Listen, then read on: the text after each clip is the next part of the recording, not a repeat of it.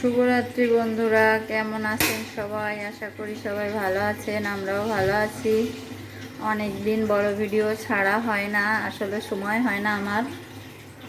আজ ভিডিওটা রাত থেকেই শুরু করলাম। তো হচ্ছে যে একটা ইলিশ মাছের মাথা আছে, অনেক দিন পড়ে রয়েছে ফ্রিজে, ভাবলাম যে একটু কচু দিয়ে ঘন্ট করি। কাটার সময় আর ভিডিও করি নাই, শ্রুতি হচ্ছে ঘুমাইছিল, তো তাই একটু তাড়াতাড়ি করে ফেলছি।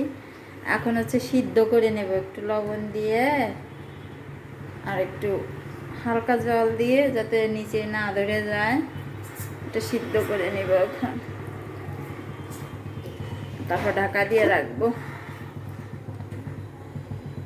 দুই চুলায় হচ্ছে দুই পদের জিনিস দিলাম। এক পাশে হচ্ছে এই কাতলা মাছের মাথাটা ভেজে নিচ্ছি, আর এই পাশে হচ্ছে মুগ ডালটা সিদ্ধ করতে বসাইছি।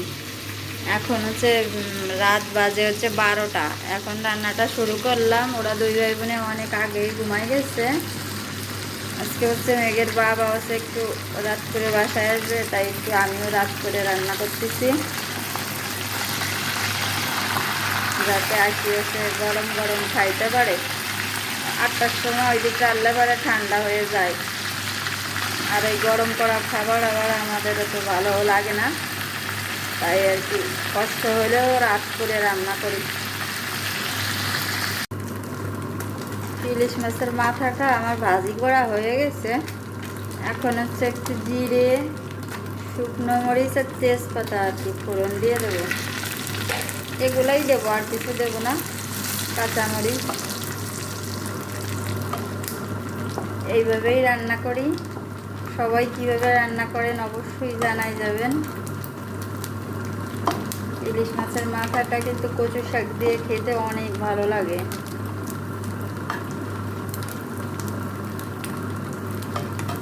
এই পাশে হচ্ছে ডালটাও বসাই দিছিলাম সিদ্ধ হওয়ার পরে। এখন হচ্ছে ফোড়ন দেওয়ার টাইম হয়ে গেছে। কচু শাকটা দেওয়ার পরে ডালে ফোড়নটা দিয়ে দেবো।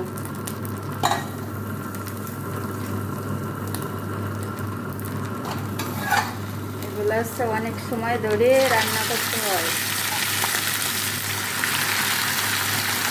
জল যত সময় থাকে অত সময় রান্না করতে হয়। কচু শাক রাঁধতে হচ্ছে অনেক সময় লাগে। এইটার রস টানাতে হয়, মানে জলটা যত শুকাবে ততই আর কি ভালো লাগবে, আর গালও চুলকাবে না। এখন এটা আস্তে আস্তে হোক। ও পাশে আমার ডালটাও ফোড়ন দেওয়া হয়ে গেছে, নামায় রাখবো। তারপরে হচ্ছে পটল ভাজি তুলে দেবো। আস্তে আস্তে হতে থাক, যত সময় আর কি লাগে। বেশি জাল তো আবার দেওয়া যায় না। আমার ডালটা এদিকে হয়ে গেছে,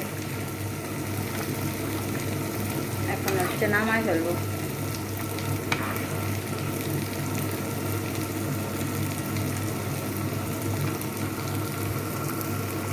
আমার কচু ঘন্টটা হয়ে গেছে, নামাই ফেলছি। আর হচ্ছে এই চুলায় হচ্ছে পটল ভাজি দিছি, আর এই পাশে দুধ দিছি। ভিডিওটি অনেক বড় হয়ে যাবে, আজকের মতন টাটা।